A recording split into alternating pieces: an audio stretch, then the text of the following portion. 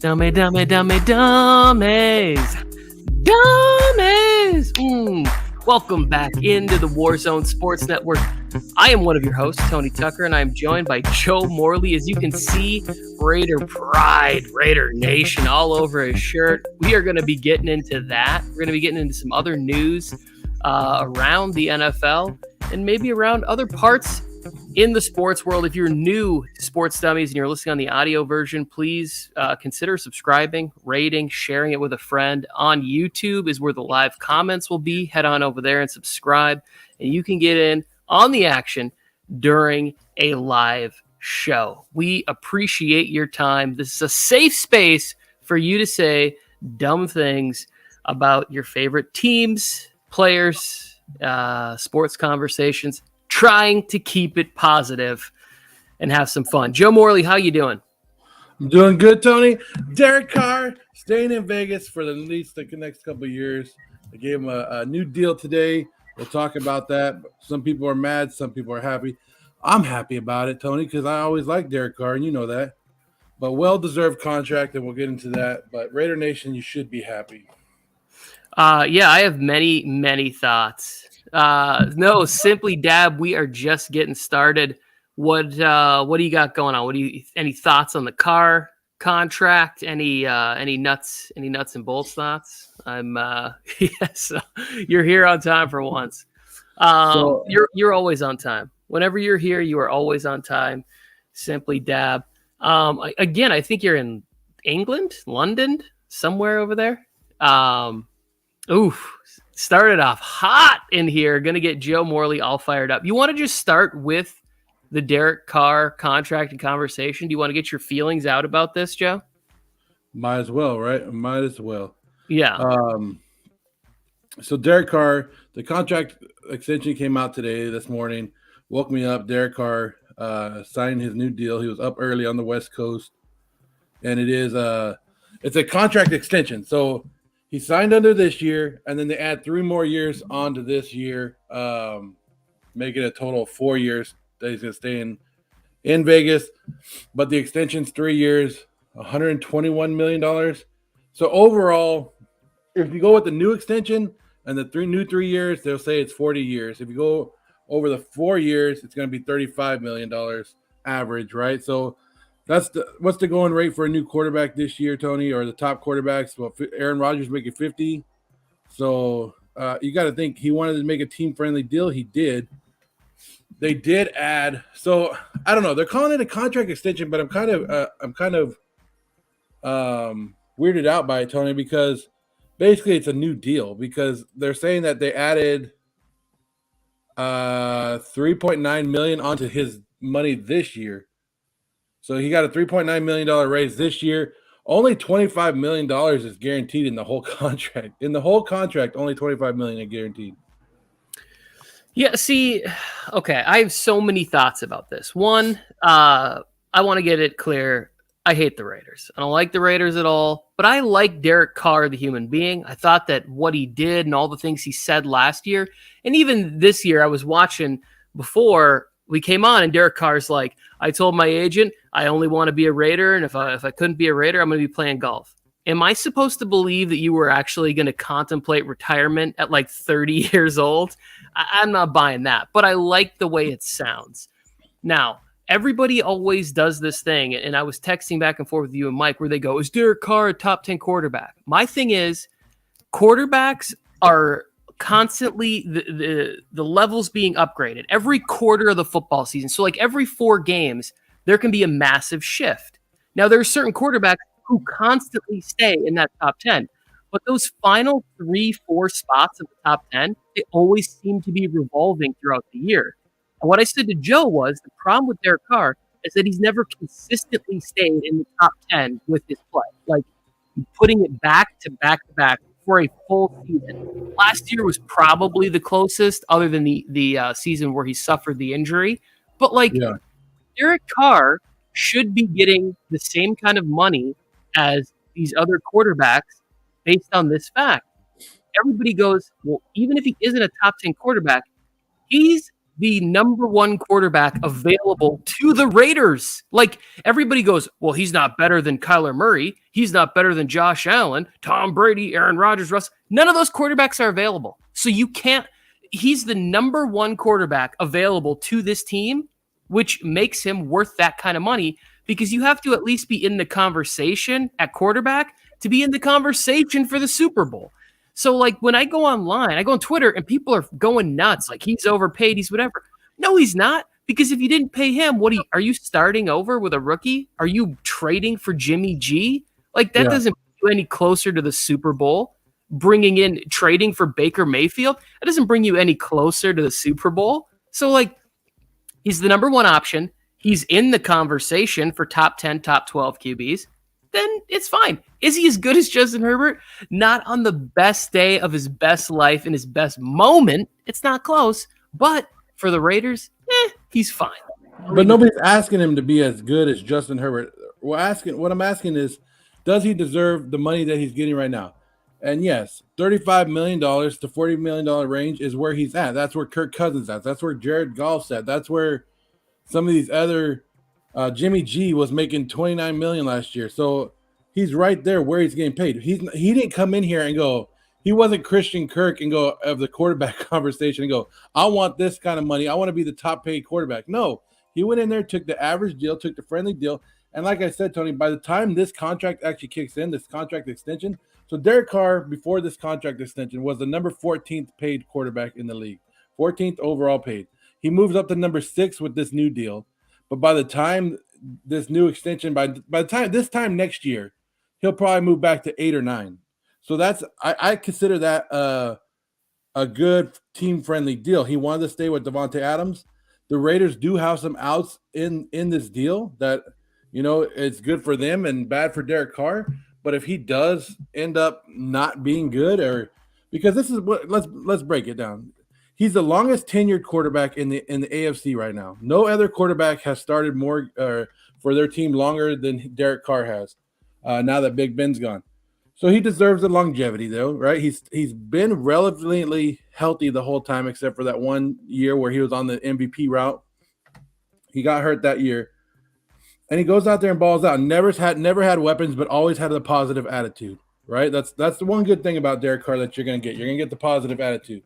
This is the make or break year that people are talking about. He went out there, got Davante Adams to come in. He's got weapons. Like, he's got more weapons this year than we've ever seen Derek Carr with.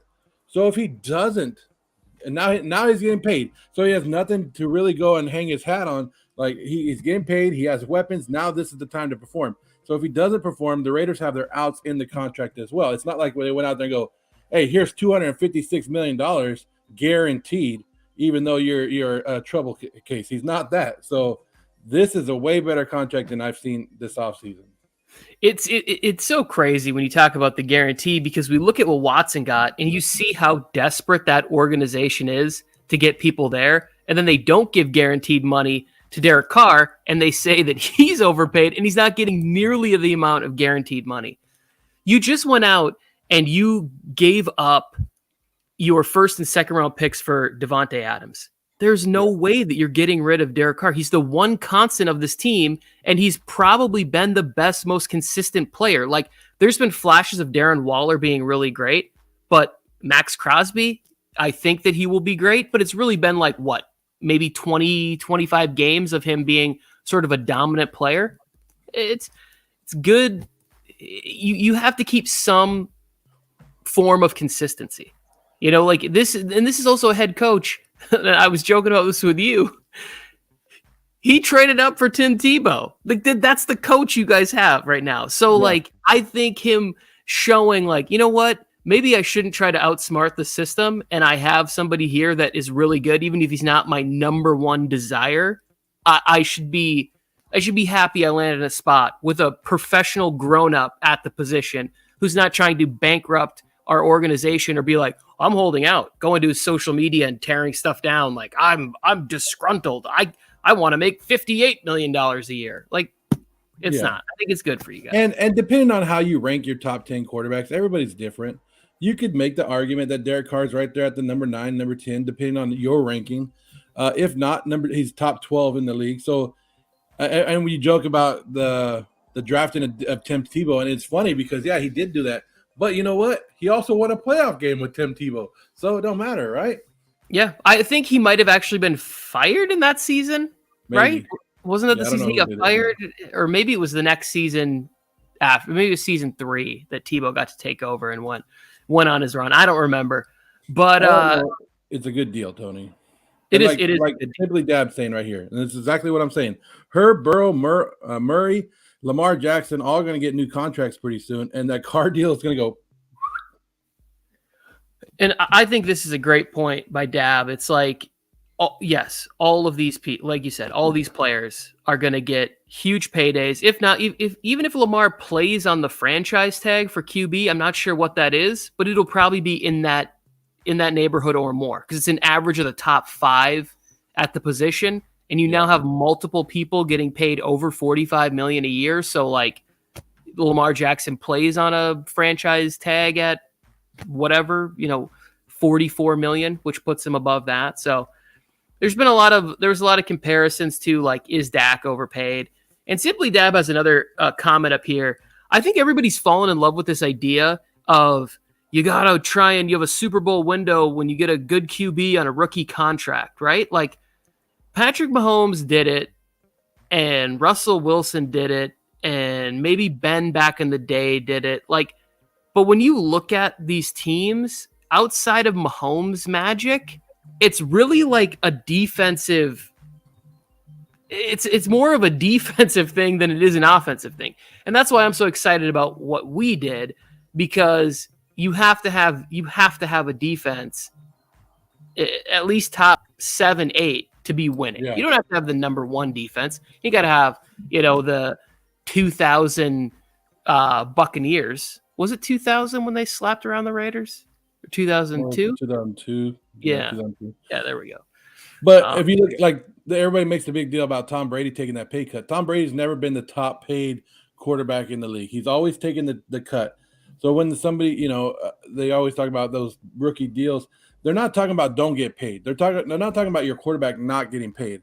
They're talking about him not getting ridiculously paid. Like Aaron Rodgers is getting ridiculously paid, right? That's $50 million of Aaron Rodgers. And let me tell you, that's what we're talking about. Those are the kind of contracts that hurt your team, where your I don't have it up on me right now, but he's like 15% of his salary cap, right?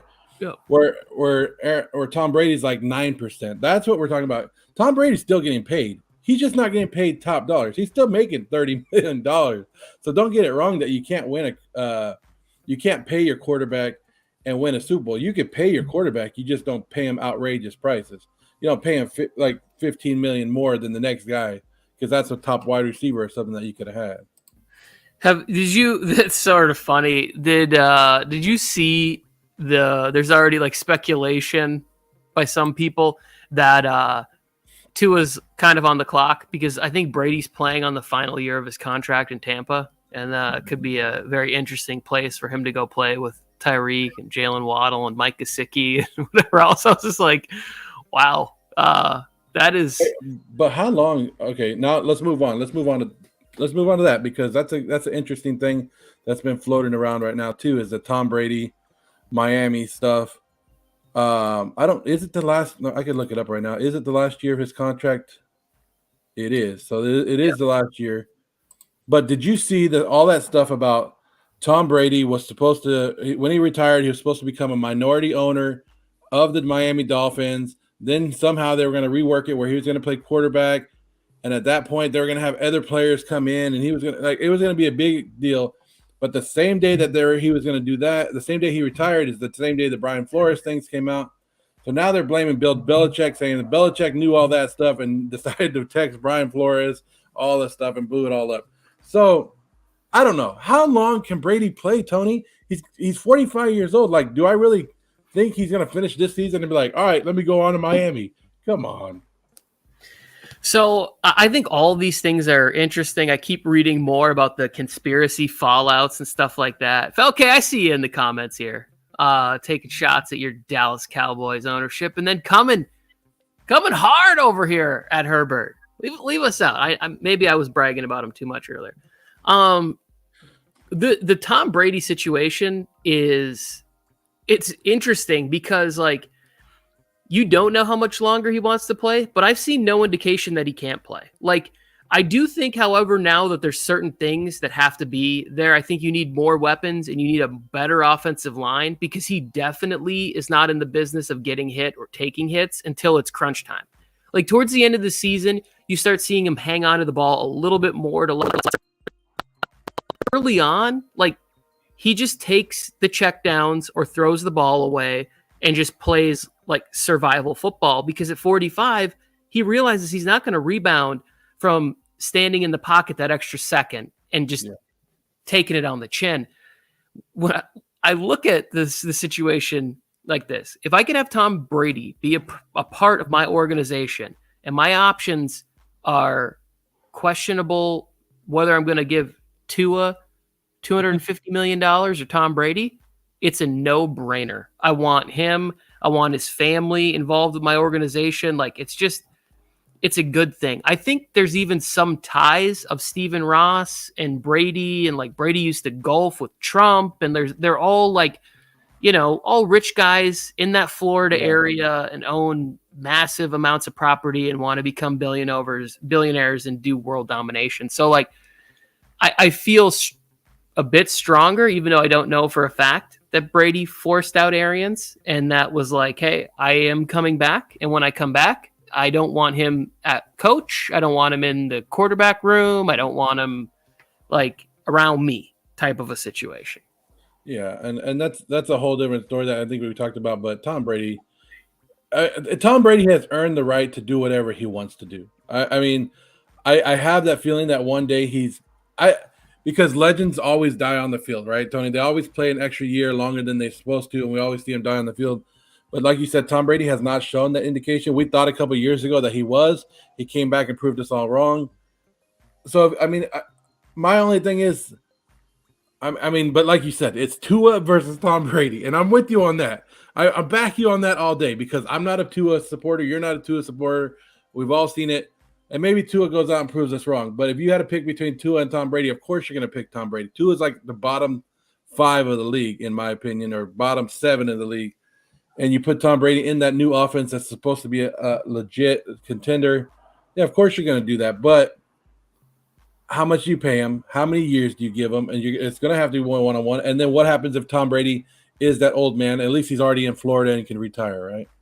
Here's how fickle the NFL is, in my opinion. Tua could have a magical season. He could be 13-4 this year. But if he loses in the first round of the playoffs, he's gone. Because they are not going to wait around. Like, you have to have instant success and you have to like sustain it, right? So even if he has what is this going to be, year 3, even if he has a great regular season, but then loses in the first round of the playoffs and doesn't play well, and you have an option for Tom Brady, right? Like, you're going to take that. You wouldn't do that with Burrow or Herbert in the situation because you've already seen rookie of the year, 5,000 yards, all this, Burrow to the Super Bowl. You've already seen the success, and now you just need to build the right team to get past it. But if you're like, oh, well, we loaded him up, and part of his success is due to the fact that we brought in Tyreek Hill, and we tried to beef up the offensive line, and they brought in Cedric Wilson Jr., who, like, now, if I'm him, I'm like, hey, you guys didn't tell me you were trading for Tyreek Hill. Like, I came down here because I didn't want to be in a crowded wide receiver room. And now I'm going to be 4th on the depth chart again, just like I was in Dallas. I'm getting a little more, cheddar in this occasion. But I can honestly see no playoff wins, and Tua could do great in the regular season. But if he blows in the playoffs, he's done. It's the Jimmy G effect, right? Everybody thinks your quarterback's great. Then he goes out there and makes one mistake, and all of a sudden he's horrible. Like Jimmy G can lead him. He could have led him back to the Super Bowl last year. He led him to where? The NFC Championship, and he's garbage. Like, just get rid of him. That's the same thing that Tua. Even if he does some spectacular things, they'll find one little thing to hinge it on and be like, well, did you see that throw to Tyreek Hill that he underthrew, Tony? He threw 3 touchdowns. Yeah, but that other one, that's bad. We need to get rid of him. We're bringing Tom Brady in to fix it. Yeah, and I could actually see somebody like Tyreek Hill saying, I love being close to my family, and I'm glad I got all this guaranteed money and whatever out here. in South Beach. But man, I'm tired of running these deep routes and the ball not coming to me, not being deep enough, because Patrick Mahomes seemed to have the ability where he could out-throw Tyreek Hill if he wanted to. Yeah. It's like, there's a handful of guys that could do that. I don't believe that Tua has that ability where he's like, oh, I could out-throw Tyreek Hill. Maybe he does, and I just haven't seen it. But isn't that what you do with fast receivers? Throw it as far as you can, make him chase it down. And if Tua can't do that, and he's getting underthrown, Tyreek Hill is not going to love it. Yeah, and I think Tua has great ability, Tyreek Hill has great ability to adjust to balls in the air and make contested catches, especially for somebody who's not like a giant.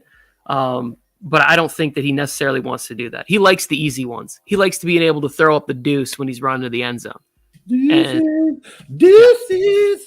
It'll be so interesting. The NFL has all this movement has made it that much more interesting. With Russell Wilson moving and Aaron Rodgers staying, but then leaving Devontae Adams. Like, there's really like 25 storylines already, and we haven't even gotten to like mini camps yet. We haven't even had the draft. I'm glad Tom Brady had to stay in Tampa Bay, because if he would have went to the AFC, holy crap, there would have been nobody left in the NFC. Nobody left. But I guess we're staying on quarterback topics today, Tony. Sure. Because we went from Derek Carr, now Tom Brady and Tua. And I want to talk about this one. And this has been one of the heated ones in the text message between me, you, and Mike all the time. And that's Lamar Jackson. Lamar Jackson is due a new contract. He's due a new contract right now. He could sign that new contract at any point. But the Ravens have not done it. You think they're waiting? I think we've talked about this before. Do you think they want to just franchise him the next couple of years? What is going to go on with Lamar Jackson? Are we expecting the big contract? Or your thoughts on the whole Lamar Jackson idea? So Lamar Jackson is somebody is going.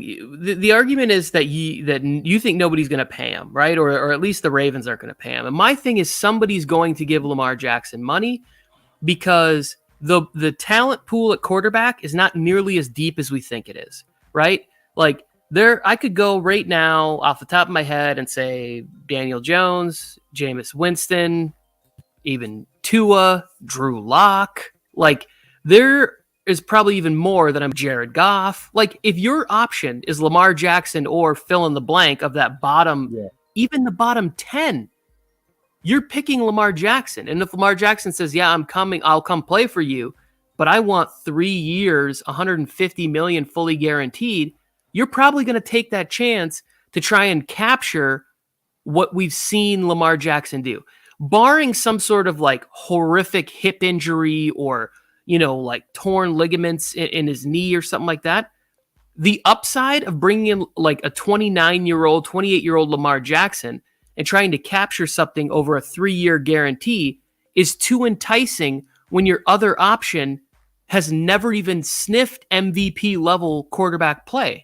So, like, there's no way that he doesn't get paid, because there's not going to be even 24 better options than Lamar Jackson at 28 years old. Well, I'm not saying he's not going to get paid. I'm just saying you have to be worried about paying him, right? Because, look, Patrick Mahomes got $500 million.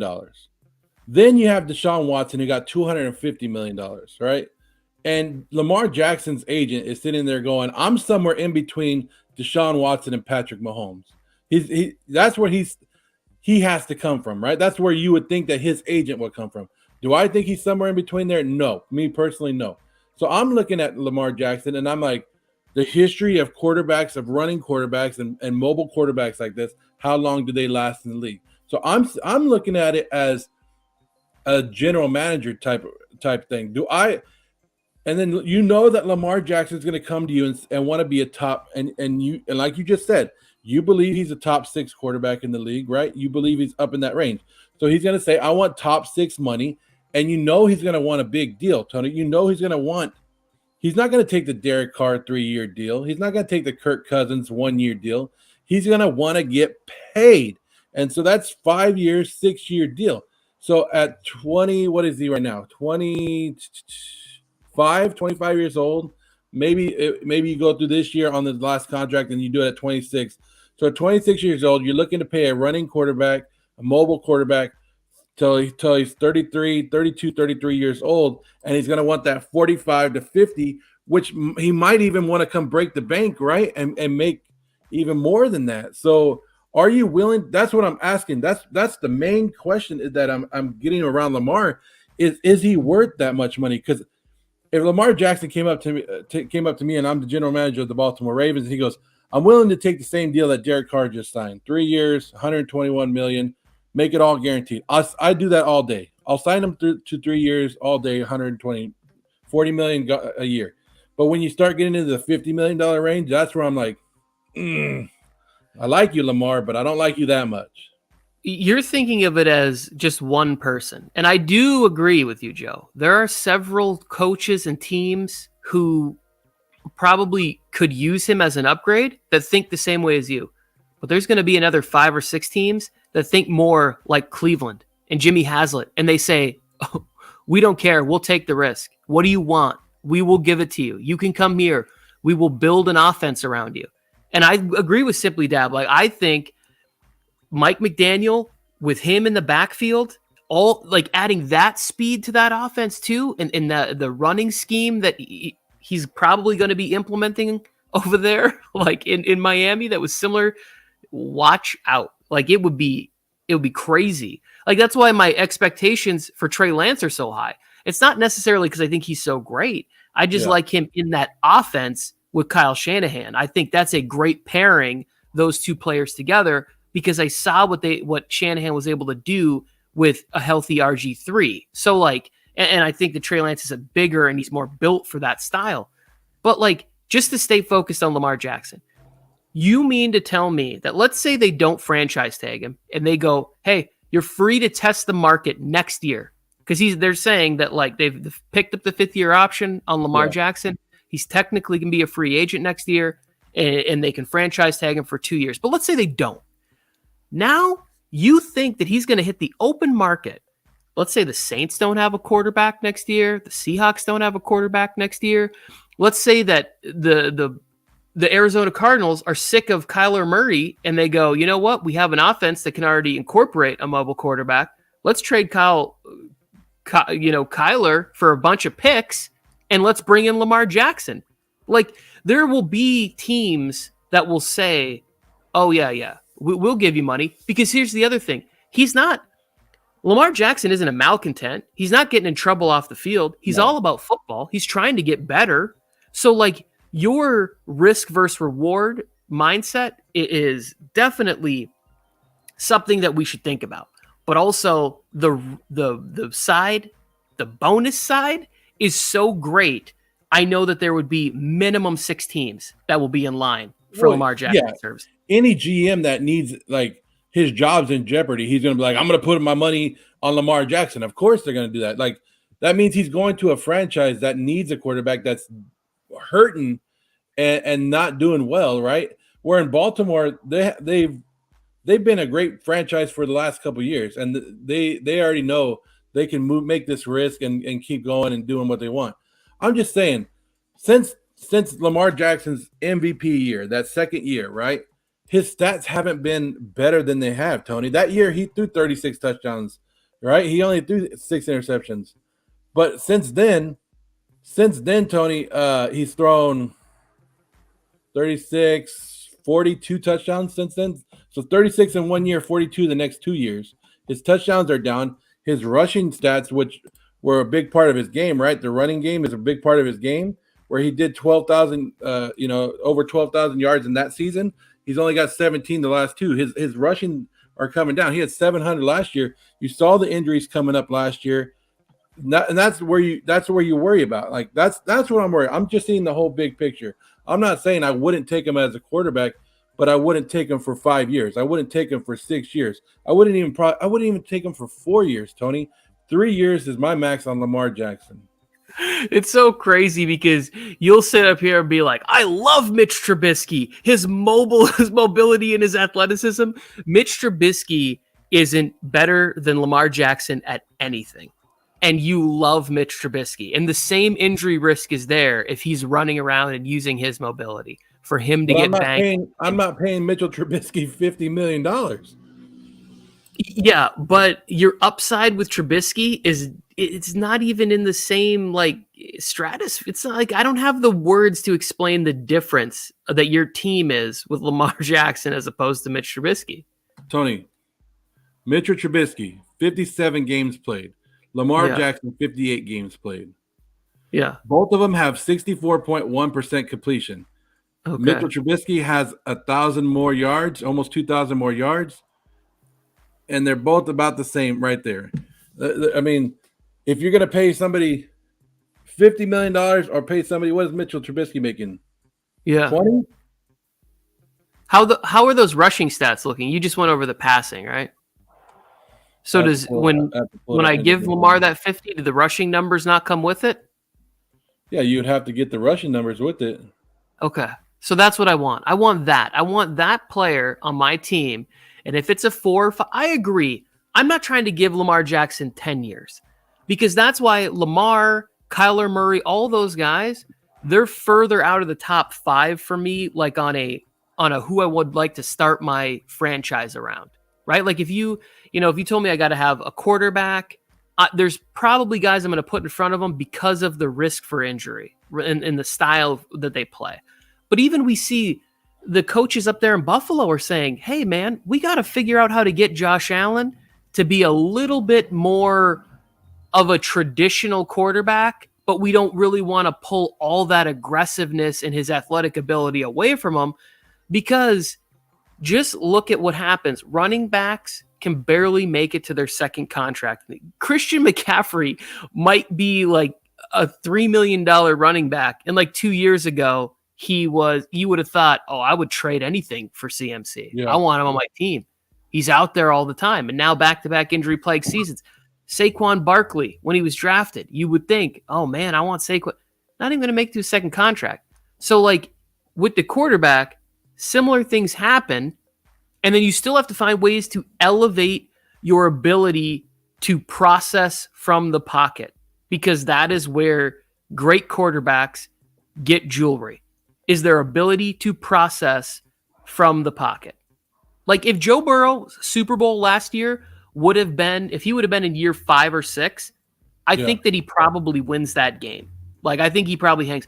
Also, I mean, come on. If they could have just ran the ball a little bit more or a little bit better, the Bengals probably win the game. They're up, they're winning. So bravo to Aaron Donald and the defense and all those guys getting it done. But I mean, it has your IQ has to continue to climb, and it has to be like you have to be just as dangerous. I mean, Peyton Manning, he was throwing ducks towards the end of his career, but he was winning. Peyton Manning was so bad that he made Brock Osweiler look good, right, and got him paid. That's how bad Peyton Manning was at the end of his career, but he still went out. I was just going to say, even those seasons where he threw like 50 touchdowns to Demaryius Thomas and Julius Thomas and Emmanuel Sanders, he was still not the same Peyton Manning he was in Indy. Like those were still some floaters. It's just that his line recognition is so superior to most people that when he gets up there, he knows. I just watched a short video that was so entertaining. He's sitting there talking to Ray Lewis. And he's talking about one of the times he beat him. And he's like, oh yeah. He's like, I knew what was coming when we went for it on 4th down. I was able to do it. And they show the play.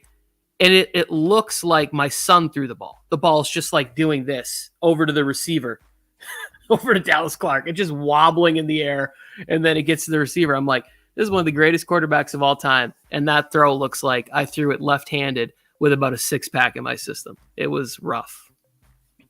Yeah, and then all right, so we're on the topic of quarterbacks, Tony. Right? We talked about Derek Carr. We talked about Tom Brady. We talked about Lamar Jackson. Now let's talk about your favorite quarterback, Baker Mayfield. He's come out and said that he's felt disrespected, Tony. I'm disrespected by the way the Browns treated me this offseason. They said they were going to do this, and they went out and did this totally opposite thing. And Baker Mayfield just wants consistency and something level. Baker Mayfield, at this point, Tony, can we just agree that he needs to shut the hell up? I think less is more, definitely, right? Because I am the kind of person that is like, just show me what you're doing on the field or even in life, whatever it is. Like, even when I talk to my kids, I don't want to hear your excuses about why your clothes or things aren't being cleaned up.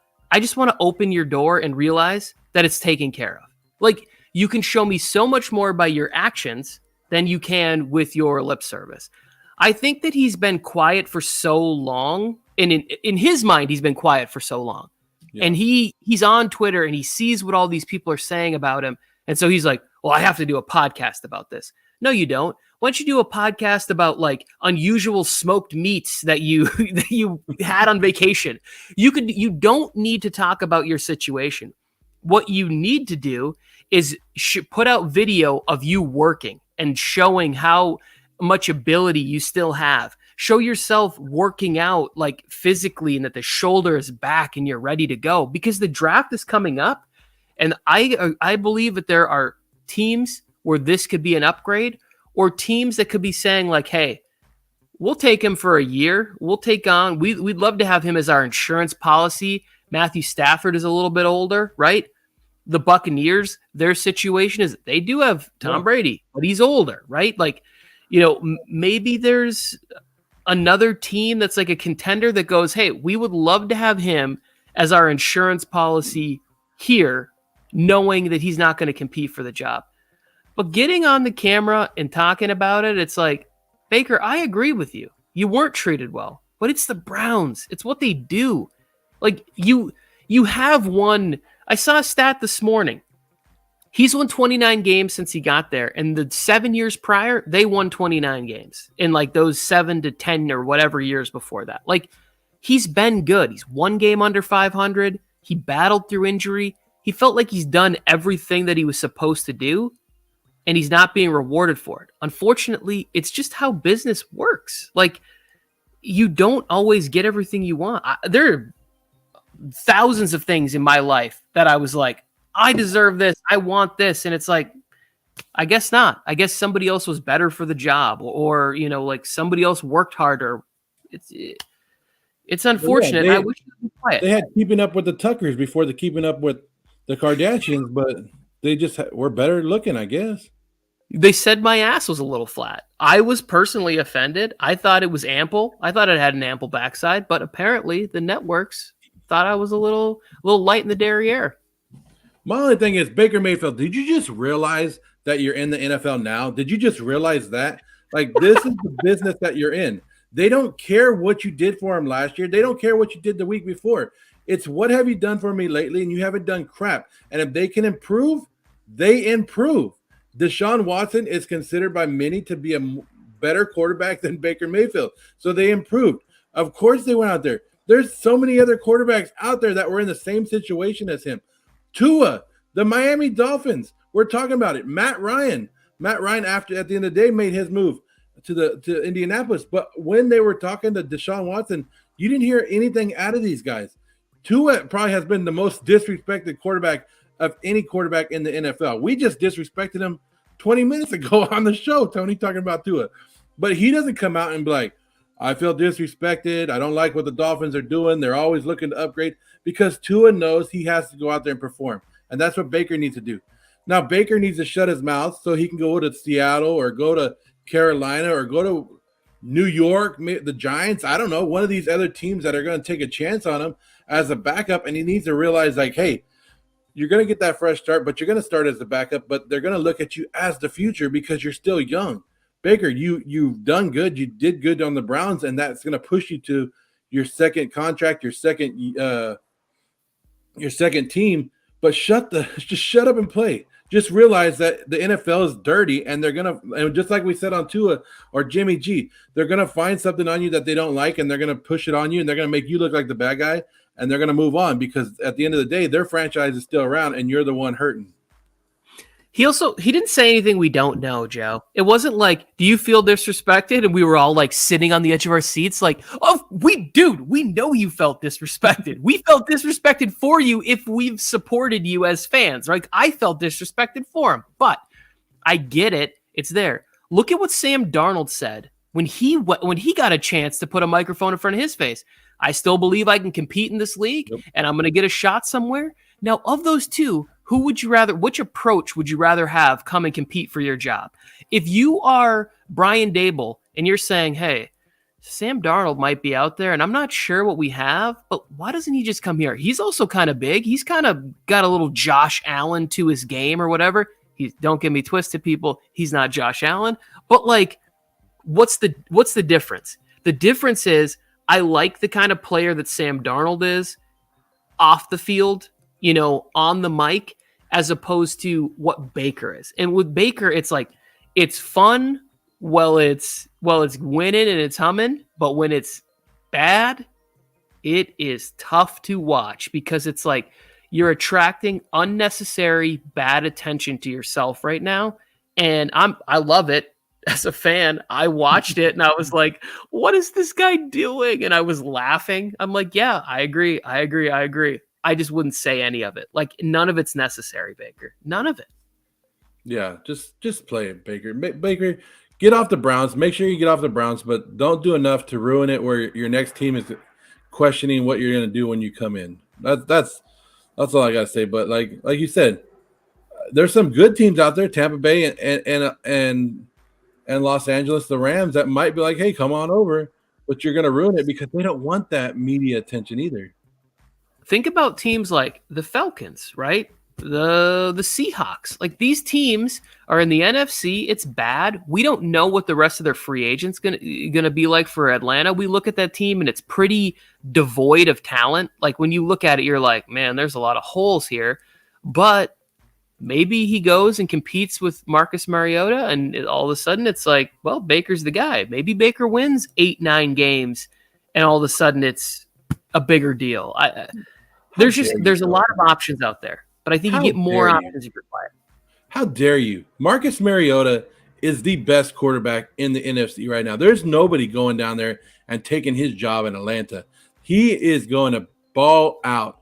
Pro Bowl, probably MVP level in Atlanta, Tony, according to all the stuff I'm reading about Marcus Mariota. Former Raider love right there. I agree. It doesn't, and that's, oh man. I'm not hating on Marcus Mariota, but like we've talked about before, the favorite quarterback on every team is the backup quarterback. Marcus Mariota, we haven't seen him on the field, or we've seen bits and pieces of him on the field, but he hasn't been a starting quarterback in 2 years. And you're going to tell me that he's going to go and ball out in Atlanta and he's like the next up and coming, like the savior of the Atlanta Falcons, Tony? Is that what you're telling? Is that what people – that's what I don't get. Like, Baker Mayfield is leaving the Browns, but is he going to go be a savior at another franchise? Probably not, but is he going to be that good stopgap that's going to get him and they can use him for the next couple of years? Yes.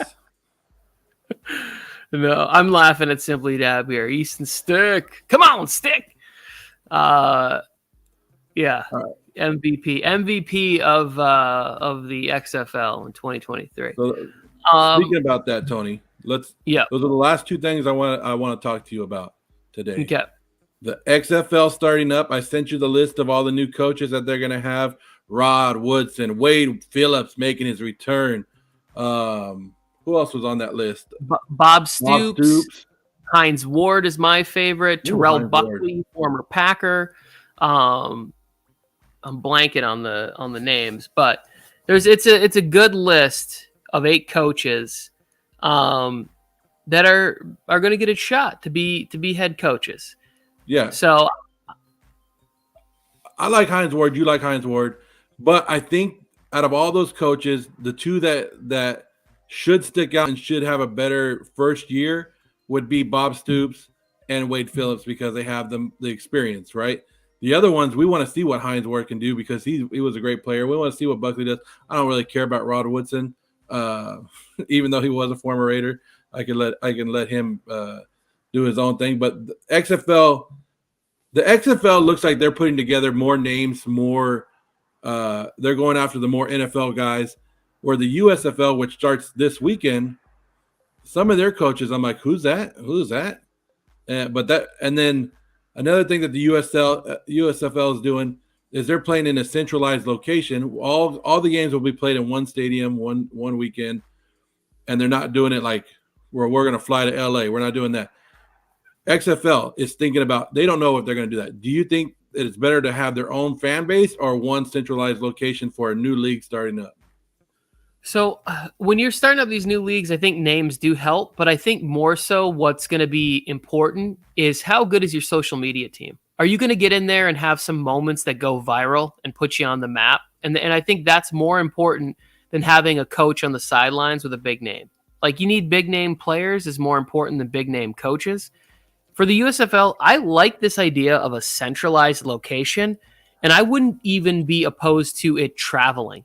Like, wouldn't it be fun if they're like, hey, we're doing week 1 event here at this stadium, we're doing week 2 event at this stadium in Dallas, one at SoFi, one at, like whatever, and then you pick where your Super Bowl is going to be played on like a big stadium somewhere, and you have these events sort of like a traveling concert of football, and then you just televise it. Here, there's going to be all day streaming on this. You can watch football all day long. You can tune in for USFL. They can pump their commercials through there.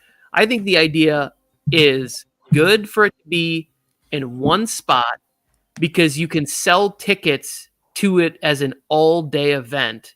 And I think you can have a bigger, you can have like a bigger audience or attendance. Now, there might be an issue when you get to about hour 8, 9, 10, where people are like getting a little blitzed. They're getting a little, like, you might have to start like some sort of rotation. Like, hey, I got tickets for the first half of the games, and then we clear out the stadium and people re-enter. I don't know.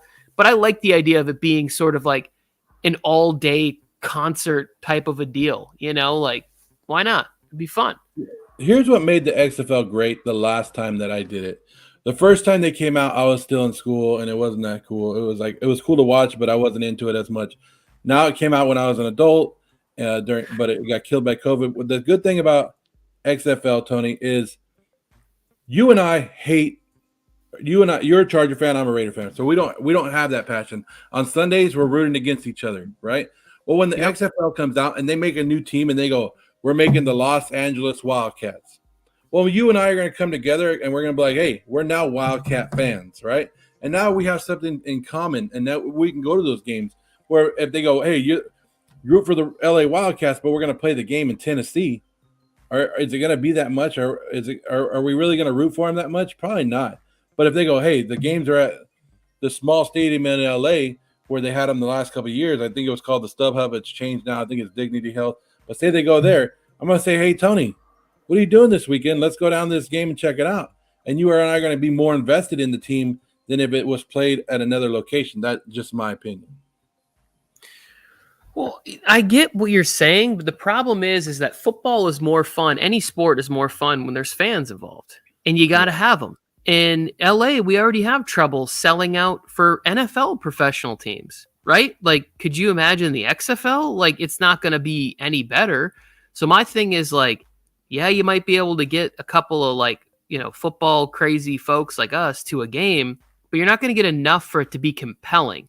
So if you have it as sort of like, hey, there's going to be a week when it's in SoFi. Let's get tickets and go down there. We don't need to be there on time because the LA Wildcats play the second game of the day. So we'll show up midway through the first one, grab a beer, a couple hot dogs, and go sit down and cheer on the Wildcats. But like, if you have it in all these 8 different places and there's 4 different stadiums that are hosting games or whatever, I just think, what are you going to play on, like a really big high school field?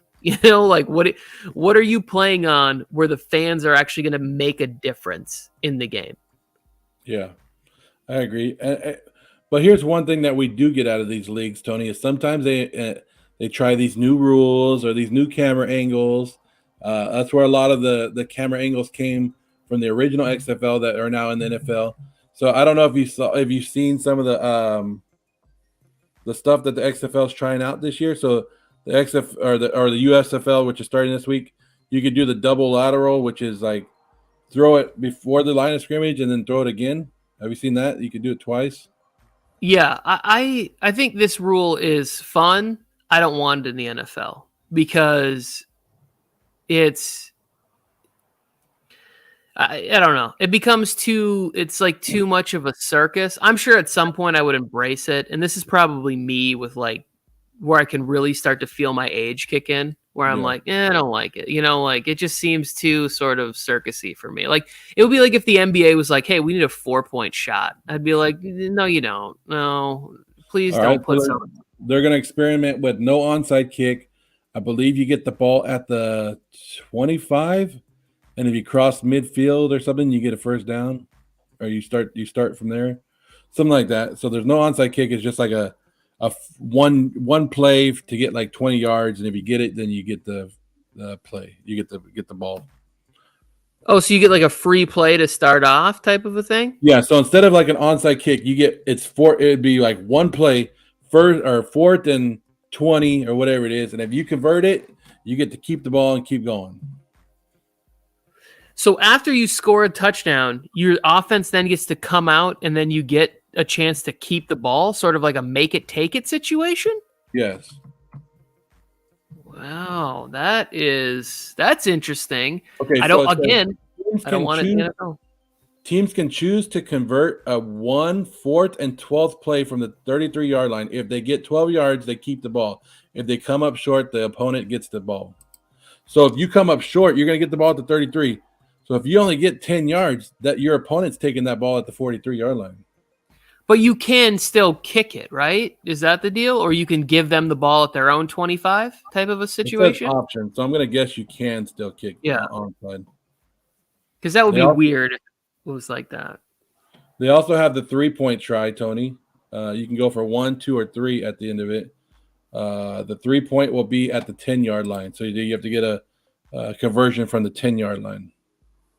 I would like that to be out a little further. I think 10 yards is kind of a sweet spot where you could just have like a big jump ball receiver and you could convert, that at a decently high percentage, it feels like. So they got that. They're going to start the clock stoppage. So unlike in the NFL, the clocks will stop following a first down in the final 2 minutes of the second and fourth quarter, according to the league. This should create more offensive plays. Okay, so every time a play ends, the clock just stops automatically inside the 2 minutes of the closing quarters? No, every time you get a first down, it stops. Okay. So when they got to move sort of the chains, I think. Oh, they're getting rid of the chains. Have you seen that? So the ball in the USFL is supposed to be like have like a marker or something in it, so it will tell you where it's actually at. And then they're saying that when it crosses the goal line, it's going to light up. This is going to fail. This will cause issues. They'll be like, oh, the ball has stopped working, and they'll be blowing whistles and running around, and people will be arguing. Technology will let you down for sure. And this is all XFL. This isn't USFL, these rules, or is this the USFL rules? These are just the USFL rules. Okay.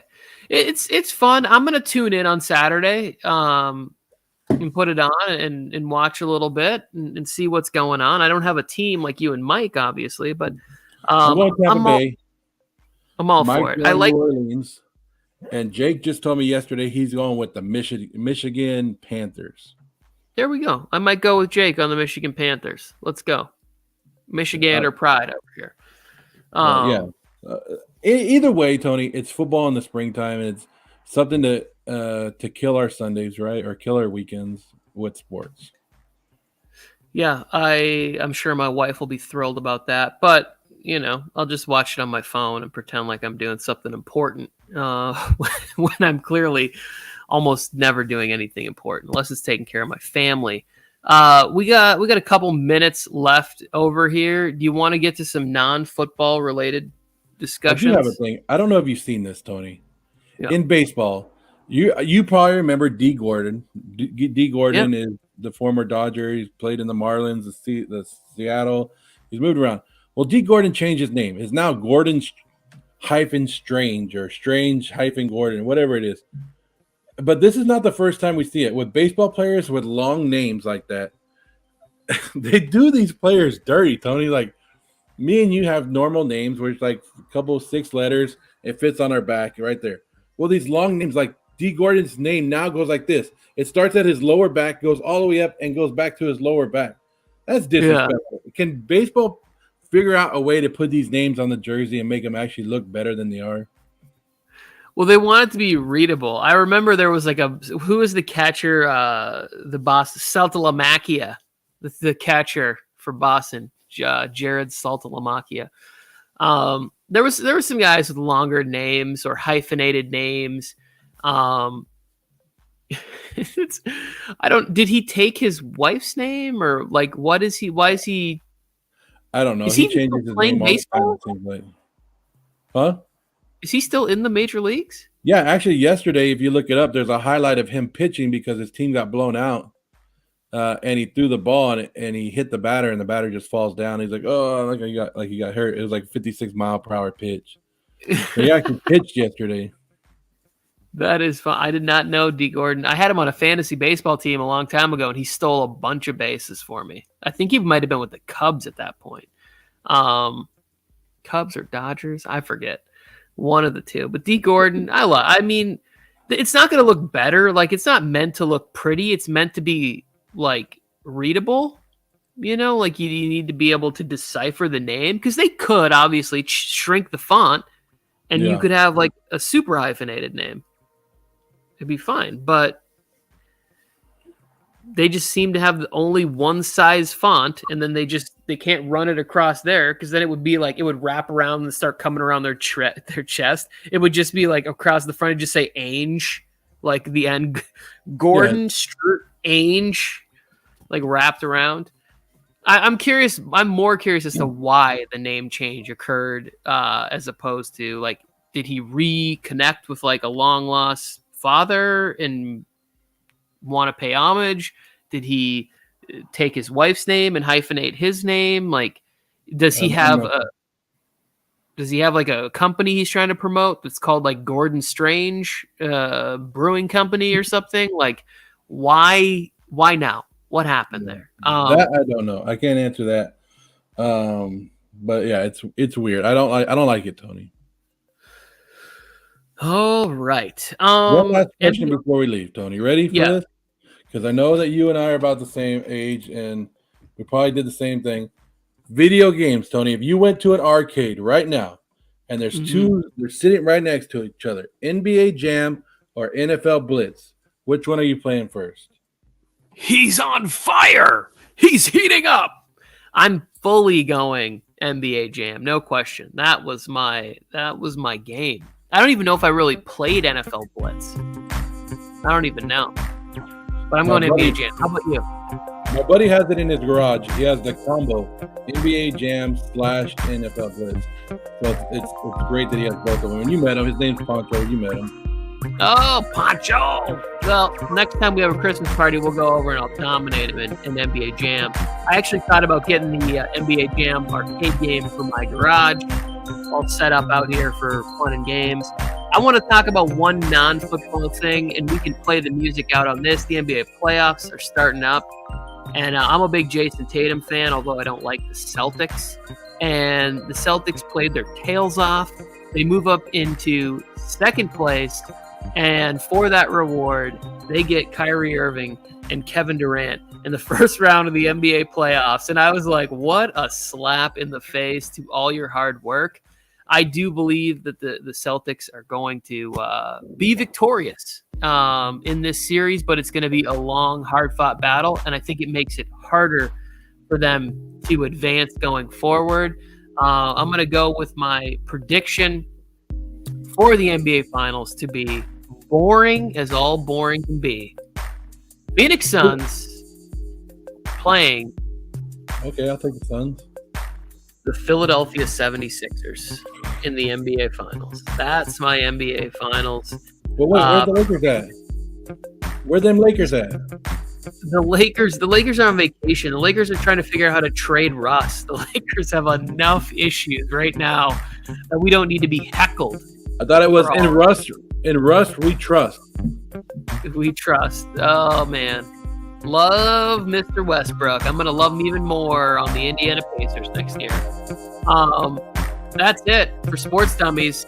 We just hit an hour. Joe's dancing. I'm mentally dancing, even though you can't see my body. If you're listening to the audio version, we hope you are dancing and having fun. Reach out with your comments. Subscribe, like I said. If you can, leave a review there. That'd be great. Help us out a lot. And subscribe over on YouTube at the Warzone Sports Network, Sports Dummies. We had to do an early show this week, but we will be back next Friday for the show. Joe, anything else you want to add? Raiders. Derek Carr getting overpaid. Simply Dad will be on Friday, Nuts and Bolts. Me and Mike will be there at 5 o'clock. Simply Dad, we appreciate all this love, hanging out with us. Hope you enjoyed yourself. Early show. I didn't put a music on, it's just what it's called. Feeding the duck. Anyways, we're out of here.